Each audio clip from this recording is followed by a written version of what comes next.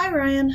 I like that you mentioned that although the Americans with Disability Act was passed, which should guarantee people with disabilities will not be discriminated against and should have equal access to all the facets of American society, that these are still issues that people with disabilities face today. When we are leaders in our community, we cannot pretend that discrimination went away the moment that the ADA was signed. It's so important as school leaders to provide training to all staff members.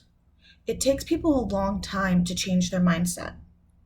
I'm a relatively new teacher. I've taught for 4 years, but many teachers at my school have taught for several decades. They have seen so many changes in schooling and might not quite understand what role they play in special education and Section 504. I feel like special education, Section 504, are thought to only be certain teachers' responsibilities. And sometimes because of that, general education teachers don't see the need to prepare for an IEP meeting or even attend.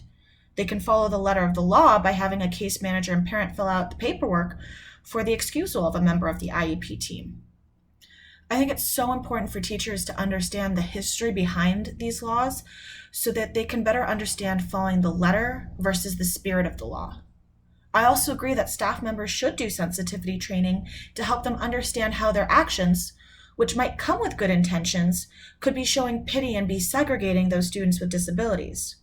One of the quotes from Does Compliance Matter in Special Education says that a manageable and comfortable workload is not what is needed to increase educational opportunity and equity for all students.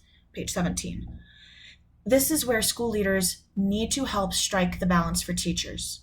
Just like with our students, if we throw too much at them, they'll get overwhelmed. This is true for our teachers. We need to ask more of our teachers, but we have to find the right balance.